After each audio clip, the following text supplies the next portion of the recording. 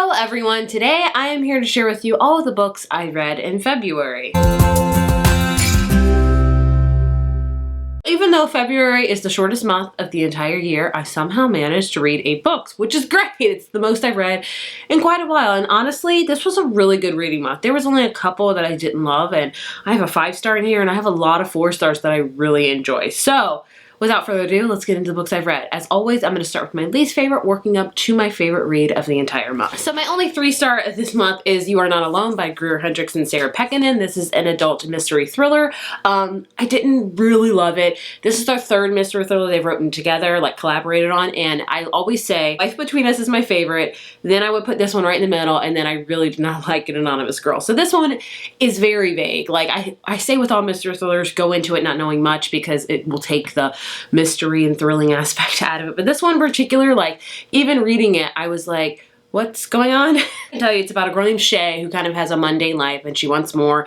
And then she meets these 2 sisters that are glamorous and have it all. And it says, Shay thinks she really wants their life, but what they really want is hers. So this one was okay. It's definitely not one of my favorite thrillers, but it's not one of my least favorite thrillers I've ever read. It was okay. So I do have a review on it, a Mashup review. I will link all of my Mashup reviews down below in case you want to hear about one book more in particular, because I've done those. I don't want to rehash all of the feelings. So this one was okay. It's almost like whatever. Then I have a whole bunch of 4s, and I'm gonna try to like chronologically to like my least favorite 4 to my favorite 4. I don't know. We have Other People's Houses by Abby Waxman. I read this on a whim. This from the library. It's an adult, like, literary kind of contemporary novel.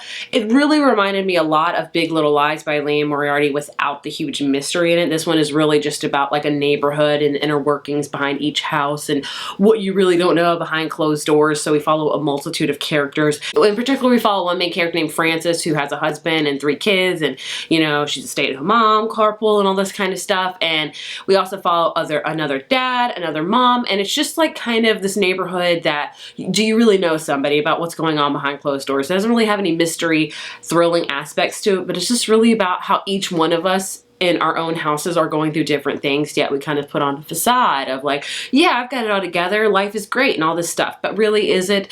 And I enjoyed it. I gave it a 4. I really say if you just like kind of a deeper look into a character's psyche, you know, about what's going on in their family life, I really connected a lot with the main character Frances because she was a people pleaser, she loved to help people, she likes to be needed, and I am all of those things. So there was one point when her and her husband got in a fight because he was a little drunk, I'm gonna be honest, and he was just like, you just want to be needed. No one needs you, but you just want to be needed, so you get in everybody's business all the time. And I was like, ouch, that hurts. That hurts right to my core. But I did enjoy this. I do believe this is in talks to be a TV show. You know that Sarah Michelle Gellar's name is attached to it, so I was like, I should probably read it. And I enjoyed it. I really did. But I would say I like Big Little Lies more because they had this big mystery behind it, and this one is just about, you know, neighborhood, different people going through different things behind closed doors. So I did like it. Next up, I have With the Fire on High by Elizabeth Acevedo. I finally read this book this month after being on my TBR for like 4 months straight, and I'm glad I did. This is a YA contemporary book, and we follow a character named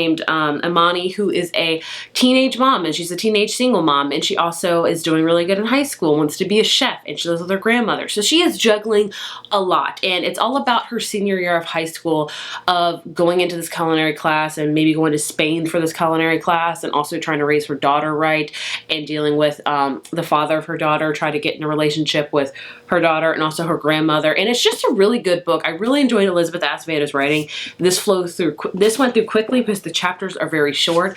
I also love that she put recipes. Anytime a book has recipes in it, I'm there for it.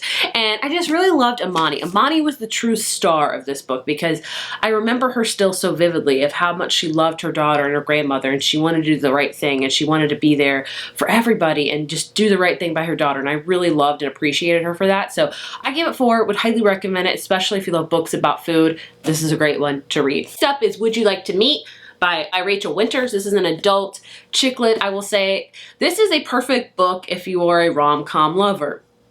That's me. So it says, can you fall in love like they do in the movie? So this is going to be a little bit hard to explain. So Evie, it's about a character named Evie, and she works for an agent for like Hollywood. Like he represents writers and stuff. So Evie's like the assistant to this guy. And one of the guys they represent is a writer named Ezra, and he has written the script for this movie a couple years ago, and it was a huge script, and like he won an Oscar for it, so he's like a big time screenplay writer. Is that the right word? I don't know technical things. So Ezra has signed a deal with Evie's company and agency, things like that, to write a rom-com, and it's been years since he signed this, and he still hasn't delivered on it, and the deadline is like fast approaching, so Evie's boss freaks out, and he's like, Evie, I need you to take care of this. I need you to deal with him. I need you to get him to write this script. And so Evie does just that. So she and Ezra like form like a plan or make a pact, and he does not believe in romance. Why he signed up for a rom-com movie, I don't know, but he doesn't believe in romance. He's like, rom-coms are stupid, da-da-da-da. And Evie's like, look, here's what we'll do.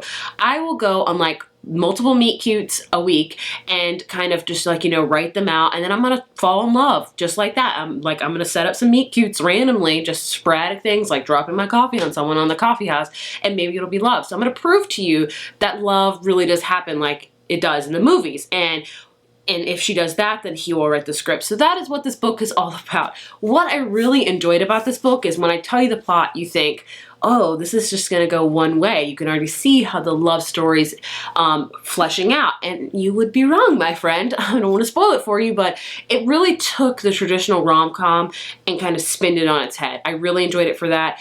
So I did like it.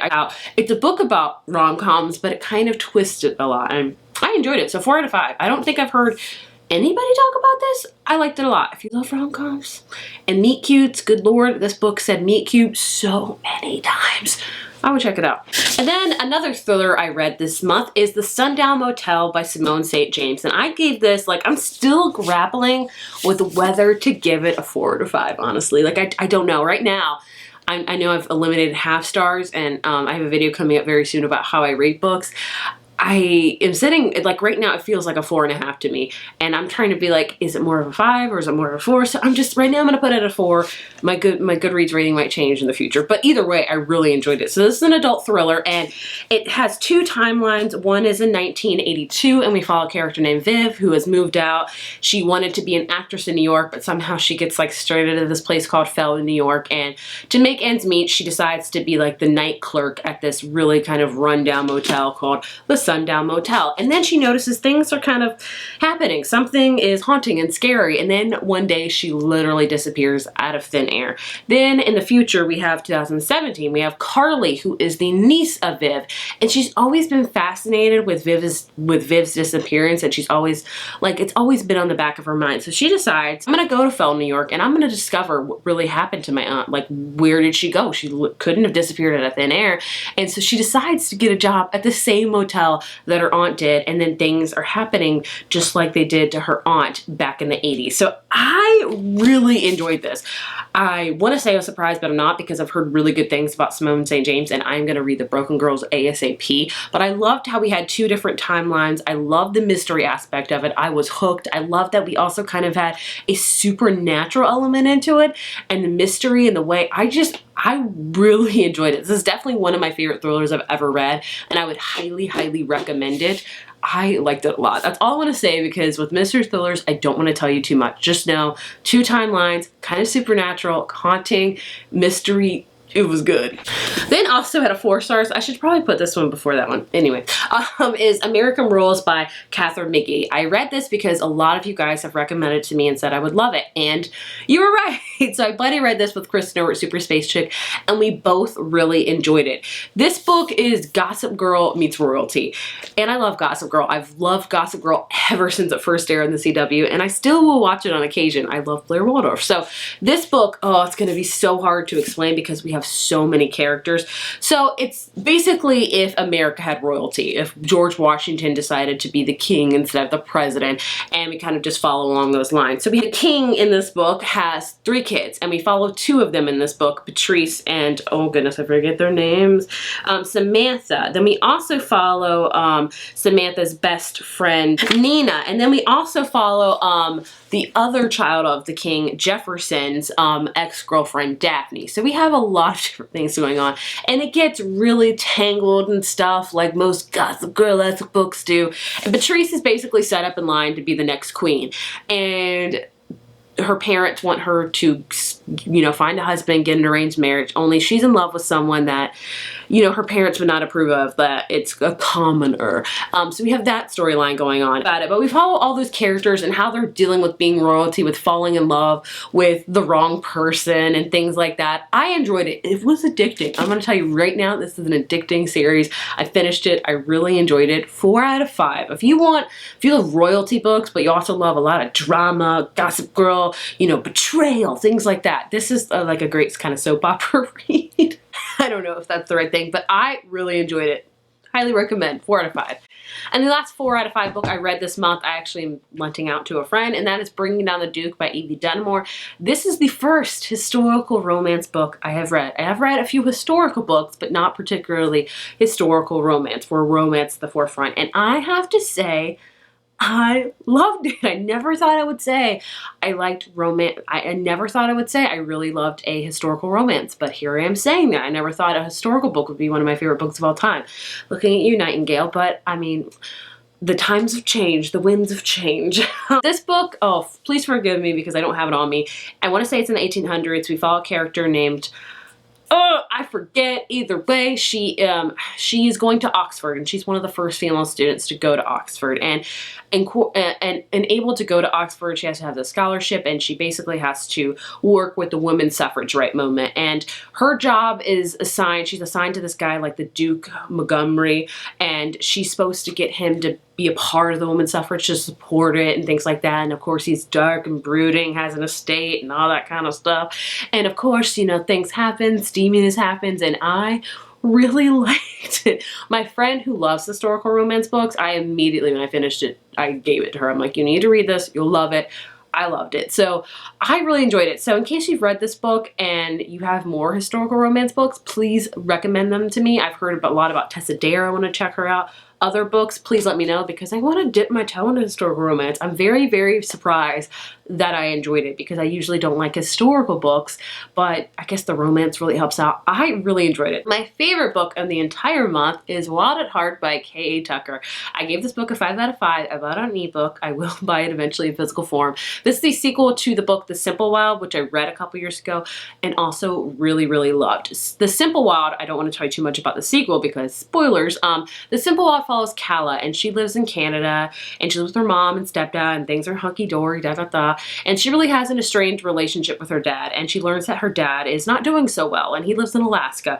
So she decides, yeah, maybe I should go visit him and, you know, work on this relationship. And so she goes to Alaska, and like really desolate Alaska where there's like nothing. It kind of forms a bond with her dad, and her dad is a charter pilot for this company that's like flies planes all over Alaska, things like that. She also meets one of her dad's like co-workers that's around her age named Jonah, who is a rugged pilot who like doesn't like Cal at all at first sight because she's like a princess and high maintenance, which she is. She has some great character growth over this series, believe you me. The first time you see her, you'll be like, you were a little bit high maintenance and too much, but she's great. If you love hate to love books, I would highly recommend checking out the series. If you love books set in Alaska, which is one of my favorites, I would highly recommend checking out the series. If you love family drama, I could go on about it. In fact, I've already done a video talking about why you should read these books, so I'll link that up here, so I don't want to gush about it too much, but I just really enjoyed like reading about the relationship, honestly. So 5 out of 5, loved it, hands down. So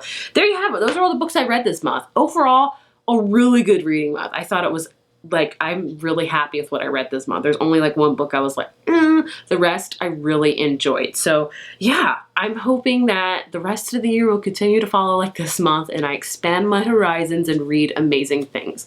If you have read any of these books, I would love to hear your thoughts, and I will see you in my next video. Bye.